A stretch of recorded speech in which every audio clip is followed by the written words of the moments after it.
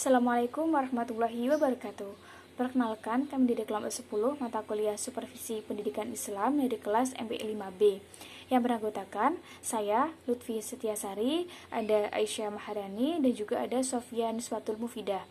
Dalam video kali ini, kami akan menjelaskan terkait dengan materi perkuliahan hari ini, yaitu dengan judul Masalah-masalah Supervisi yang ada di Indonesia. Selain menyebutkan terkait dengan masalahnya, kami juga akan menjelaskan terkait dengan bagaimana solusi yang harus dilakukan dari adanya permasalahan tersebut. Nah, langsung saja kita simak pada penjelasan video berikut ini. Permasalahan supervisi pendidikan yakni sebaran supervisor atau pengawas yang tidak merata. Pengawas sekolah merupakan orang-orang super, jumlahnya sangat terbatas. Oleh karena itu, pada beberapa daerah, pengawas sekolah itu memiliki jangkauan kerja yang sangat luas. Pada satu kabupaten, itu hanya terdapat satu pengawas sekolah untuk mata pelajaran tertentu, sehingga proporsi kerja yang besar itu dapat menjadikan permasalahan dalam tugas supervisi ini. Kemudian, kompetensi supervisor pengawas tidak merata. Sudah menjadi rahasia umum bahwa masalah SDM dalam bidang pendidikan adalah masalah klasik yang masih belum teratasi sampai saat ini. Hal ini juga berlaku pada pengawas. Bisa saja ada pengawas yang memiliki kompetensi namun belum komprehensif memahami tupoksinya sebagai pengawas. Atau ada pengawas yang mengawasi pada bidang studi yang tidak sesuai. Tentunya hal ini dikarenakan terdapat keterbatasan jumlah SDM. Masalah selanjutnya yakni budaya mutu belum terwujud. Terciptanya budaya mutu pada setiap lembaga pendidikan itu merupakan dambaan setiap insan pendidikan. Beberapa kasus terjadi jika budaya mutu pada suatu pendidikan belum terwujud. Misalnya, guru yang akan disupervisi masih menganggap bahwa supervisi semata-mata hanyalah kegiatan untuk mencari-cari kesalahan. Jadi, meskipun pelaksanaan supervisi pendidikan ini dilakukan dengan pemberitahuan terlebih dahulu kepada guru yang akan mendapat supervisi, ternyata masih saja para guru yang akan disupervisi itu belum mempersiapkan diri secara maksimal. Nah, seharusnya jika suatu lembaga pendidikan tersebut memperhatikan budaya mutu lembaga pendidikannya, maka hal tersebut seharusnya tidak akan terjadi. Kemudian permasalahan supervisi pendidikan yang berikutnya adalah unsur subjektivitas supervisor masih dirasakan. Unsur subjektivitas dari supervisor itu sulit untuk dihilangkan. Maksudnya, ada kesan bahwa bentuk supervisi yang dilakukan itu dapat dipengaruhi oleh guru yang disupervisi. Misal, akan ada perlakuan yang berbeda kepada guru-guru yang dianggap telah senior. Kemudian, permasalahan yang berikutnya yakni sarana dan prasarana terbatas dan belum merata.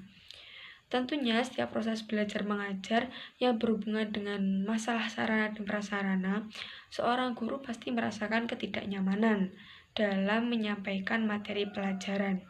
Oleh karena itu, sarana dan prasarana yang minim itu dapat mengganggu persiapan guru dalam melaksanakan pembelajaran dan saran-saran dari supervisor. Kemudian, permasalahan supervisi pendidikan selanjutnya yakni rencana tindak lanjut belum optimal. Masalah pokok pendidikan di Indonesia yang lain adalah konsistensi pada hal yang baik. Bisa saja guru yang disupervisi sudah melakukan perbaikan berdasarkan saran dari supervisor. Namun, hal itu bisa saja hanya terjadi pada saat supervisi. Adapun setelah supervisi selesai, guru dapat saja tetap berada dalam zona nyaman lagi. Nah, dengan demikian ini menunjukkan bahwa tindak lanjut supervisi pendidikan itu masih belum berjalan secara optimal. Mungkin cukup sekian dari saya. Untuk materi berikutnya bisa dilanjut oleh pemateri yang lain. Saya Aisyah Maharani, NIM 12207193052 akan melanjutkan penjelasan tentang masalah-masalah supervisi pendidikan di Indonesia. Masalah supervisi pendidikan sangat umum terjadi di lapangan, sehingga kurangnya motivasi para guru ketika mendapat supervisi. Hal tersebut dikarenakan adanya anggapan bahwa supervisi hanyalah kegiatan yang semata-mata untuk mencari kesalahan. Berikut masalah supervisi pendidikan Islam yang terjadi di Indonesia. Yang pertama, kompleksitas tugas manajerial seorang kepala sekolah. Program kegiatan supervisi pendidikan tidak dapat dilakukan oleh kepala sekolah seorang diri. Kompleksitas tugas manajerial kepala sekolah mengakibatkan seorang kepala sekolah tidak dapat menangani sendiri pelaksanaan supervisi yang lebih menekankan pada aspek pembelajaran. Yang kedua, kurangnya persiapan dari guru yang disupervisi. Kondisi ini diartikan bahwa motivasi guru untuk disupervisi dinilai masih kurang. Hal tersebut dikarenakan masih melekatnya anggapan dari para guru bahwa supervisi semata-mata hanyalah kegiatan untuk mencari kesalahan. Meskipun pelaksanaan supervisi pendidikan dilakukan, pemberitahuan terlebih dahulu kepada guru yang akan disupervisi, guru yang akan disupervisi belum mempersiapkan diri secara matang. Yang ketiga, kurangnya disiplin guru.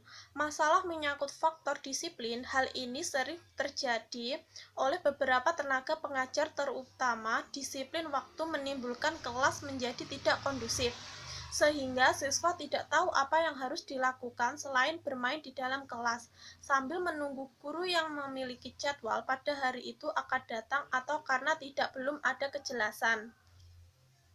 Yang keempat, masih kurangnya pengetahuan guru tentang pengelolaan proses belajar mengajar yang efektif. Seorang guru dituntut mampu melaksanakan belajar mengajar yang efektif, sehingga suasana kelas menjadi kondusif. Dari masalah supervisi pendidikan dapat dikategorikan dua aspek, yaitu aspek struktur dan aspek kultural. Pada aspek struktur, birokrasi pendidikan di Indonesia ditemukan masalah, yaitu yang pertama, secara legal yang ada dalam nomenklatur ialah jabatan pengawas bukan supervisor. Yang kedua, lingkup tugas jabatan pengawas menekankan pengawasan administrasi dilakukan oleh kepala sekolah dan guru. Yang ketiga, rasio jumlah pengawas dengan sekolah dan guru harus dibina sangat ideal. Yang keempat, persyaratan kompetensi, pola rekrutmen dan seleksi serta evaluasi dan promosi terhadap jabatan pengawas belum mencerminkan perhatian pada interaksi belajar mengajar di kelas. Sedangkan aspek kultural ditemukan masalah. Yang pertama, pengambil kebijakan pendidikan belum berpikir tentang pengembangan budaya mutu dalam pendidikan. Yang kedua, nilai budaya interaksi sosial yang kurang positif dibawa dalam interaksi fungsional dan profesional antara pengawas, kepala sekolah, dan guru. Yang ketiga, budaya paternalistik menjadikan guru tidak terbuka dan membangun hubungan profesional yang akrab dengan kepala sekolah dan pengawas. Selanjutnya, pemateri selanjutnya akan menjelaskan.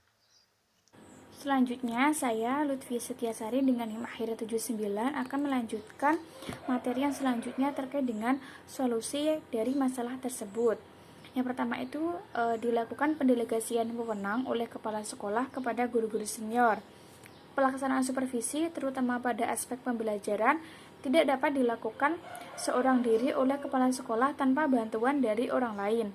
Oleh karena itu, kepala sekolah yang notabene pemimpin sekolah memiliki otoritas tertinggi dan juga memiliki keleluasaan untuk melakukan delegasi wewenang. Kegiatan supervisi pada aspek pembelajaran dapat dilimpahkan kepada guru yang dianggap senior berdasarkan kriteria tertentu. Kriterianya itu seperti masa kerja, prestasi kerja, kompetensi, dan kualifikasinya.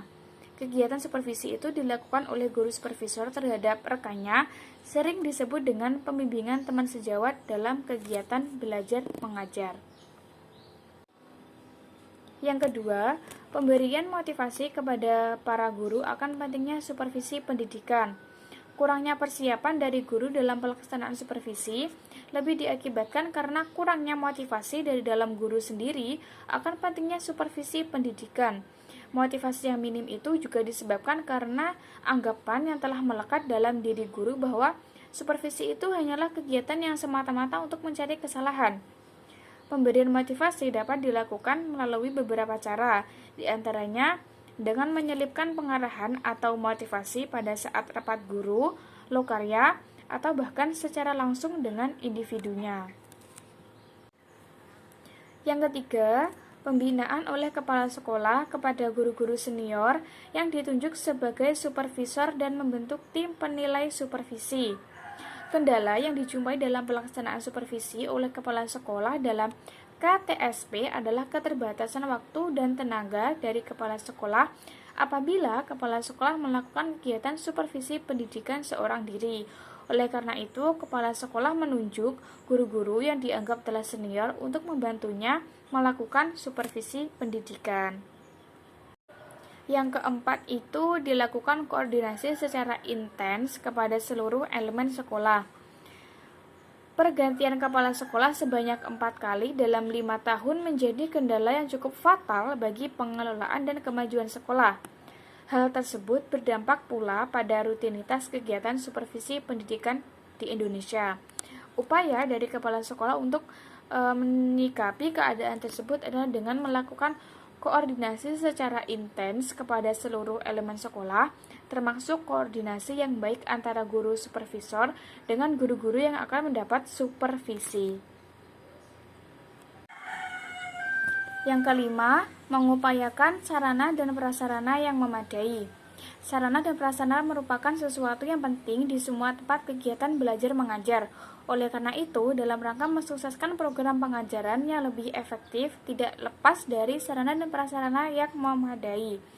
Seorang guru akan lebih semangat dengan situasi dan kondisi fasilitas, sarana dan prasarana yang sudah lengkap. Dalam rangka peningkatan profesionalisme guru, sarana seperti perpustakaan yang merupakan tempat menggali pengetahuan yang seluas-luasnya dan seorang guru akan merasa lebih mudah dalam mencari buku pegangan mengajar.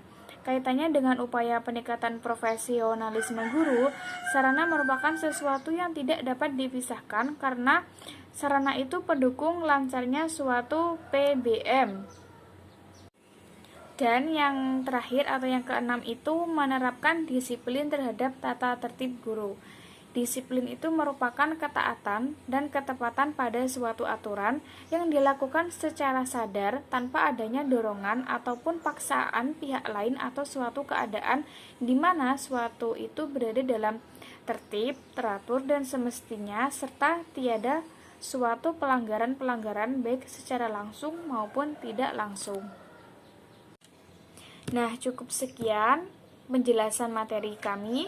Jika ada kesalahan dalam pengucapan kata ataupun kalimat, kami mohon maaf yang sebesar-besarnya. Wassalamualaikum warahmatullahi wabarakatuh.